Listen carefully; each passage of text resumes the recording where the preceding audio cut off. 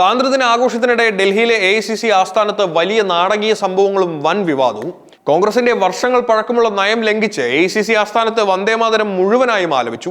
തുടർന്ന് നേതാവ് സോണിയാഗാന്ധിയും കോൺഗ്രസ് അധ്യക്ഷൻ മല്ലികാർജുൻ ഖാർഗെയും ഇടപെട്ട് വിലക്കാൻ ശ്രമിച്ചെങ്കിലും ഗാനം അവസാനിപ്പിച്ചില്ല. AICC ആസ്ഥാനത്ത് സ്വാതന്ത്ര്യദിന ചടങ്ങുകൾ നടക്കുന്നതിനിടെയാണ് പാർട്ടിയിലെ മുതിർന്ന നേതാക്കളെ പോലും അമ്പരപ്പിച്ചുകൊണ്ട് തികച്ചും അപ്രതീക്ഷിതവും നാടകീയവുമായ സംഭവവികാസങ്ങൾ അരങ്ങേറിയത്.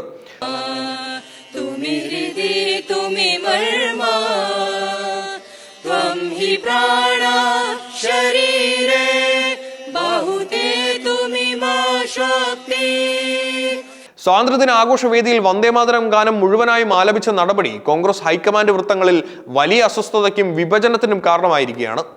ദേശീയ പതാക ഉയർത്തൽ പോലും വന്ദേമാതരം ആലാപനം ആരംഭിച്ചപ്പോൾ പതിവ് പോലെ ആദ്യത്തെ 2 ചരണങ്ങൾ കോൺഗ്രസ് അധ്യക്ഷൻ മല്ലികാർജുൻ ഖാർഗെയും സോണിയാഗാന്ധിയും രാഹുൽ ഗാന്ധിയും ഉൾപ്പെടെയുള്ള പ്രമുഖ നേതാക്കൾ ഏറ്റുപാടുകയായിരുന്നു.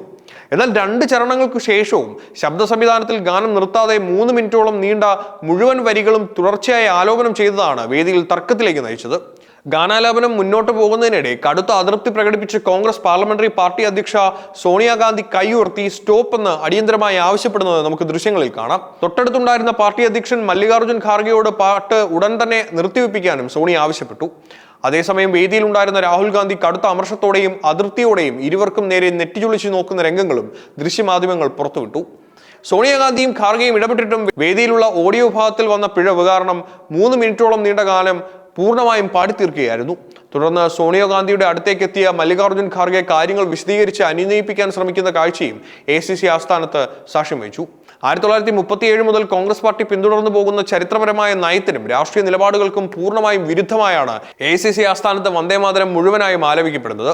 വന്ദേമാതരത്തെ ചൊല്ലി രാജ്യത്ത് വലിയ രീതിയിലുള്ള രാഷ്ട്രീയ സംവാദങ്ങളും തർക്കങ്ങളും പുകയുന്ന സാഹചര്യത്തിലാണ് ഹൈക്കമാൻഡ് ആസ്ഥാനത്ത് തന്നെ ഇത്തരമൊരു ഭീമമായ ആലാപന വീഴ്ച സംഭവിച്ചിരിക്കുന്നത്. 1937 കോൺഗ്രസ് വർക്കിംഗ് കമ്മിറ്റി തീരുമാനപ്രകാരം വന്ദേമാതരത്തിന്റെ ആദ്യ 2 ചരണങ്ങൾ മാത്രം ആലപിക്കുക എന്നതാണ് പതിറ്റാണ്ടുകളായി പാർട്ടി തുടർന്നു പോകുന്ന ഔദ്യോഗിക രീതി. എല്ലാ വിഭാഗം ജനങ്ങളെയും ഉൾക്കൊള്ളിക്കുന്ന വിധത്തിലായിരുന്നു അന്ന് ആലാപനം ആദ്യ 2 ചരണങ്ങളിലേക്ക് പരിമിതപ്പെടുത്തിയത്. എന്നാൽ AICC ആസ്ഥാനത്തെ സ്വാതന്ത്ര്യദിന ചടങ്ങിൽ നിർബന്ധിതമായി മുഴുവൻ വരികളും ആലപിക്കപ്പെടുകയും മുതിർന്ന നേതാക്കൾ ഇടപെട്ടിട്ടും ഗാനം നിർത്താൻ സാധിക്കാതിരിക്കുകയും ചെയ്തത് AICC തലത്തിലെ സംഘടനാപരമായ ഗുരുതര ജാഗ്രതാ കുറവായാണ് വിലയിരുത്തപ്പെടുന്നത്.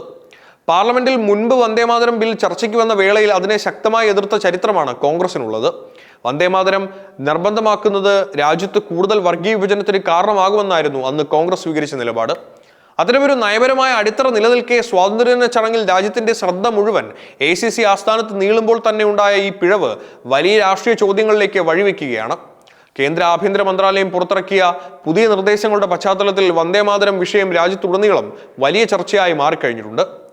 ദേശീയ ഗാനമായ ജനഗണമനയ്ക്ക് മുൻപ് വന്ദേമാതരം പൂർണ്ണമായും ആലപിക്കണമെന്ന് കേന്ദ്ര ആഭ്യന്തര മന്ത്രാലയം മാർഗനിർദ്ദേശം പുറപ്പെടുവിച്ചിരുന്നു. എന്നാൽ സംസ്ഥാനതല ഔദ്യോഗിക ചടങ്ങുകളിലെ നിലപാടുകളിൽ നിന്നും തീർത്തും വിഭിന്നമായി AICC ആസ്ഥാനത്ത് വന്ദേമാതരം മുഴുവൻ ആലപിക്കപ്പെടുകയായിരുന്നു. ചെങ്കോട്ടയിലെ ഔദ്യോഗിക സ്വാതന്ത്ര്യദിന ചടങ്ങുകൾ ബഹിഷ്കരിച്ച് AICC ആസ്ഥാനത്തെത്തിയ നേതാക്കൾക്ക് മുൻപിലാണ് ഈ സംഘർഷഭരിതമായ രംഗങ്ങൾ അരങ്ങേറിയത്. ഇത് വിഷയത്തിന്റെ രാഷ്ട്രീയ പ്രാധാന്യവും വർദ്ധിപ്പിക്കുന്നുണ്ട്. AICC ആസ്ഥാനത്തുണ്ടായ ഈ ആലാപന വീഴ്ചയും മുതിർന്ന നേതാക്കളുടെ അതൃപ്തിയും വരും ദിവസങ്ങളിൽ BJP രാഷ്ട്രീയ ആയുധമാക്കാനാണ് സാധ്യത. ഹൈക്കമാൻഡ് തലത്തിലുണ്ടായ ഈ ജാഗ്രതാ കുറവിൽ കോൺഗ്രസ് നേതൃത്വം എന്ത് വിശദീകരണമാണ് നൽകുകയെന്ന് കണ്ടറിയണം.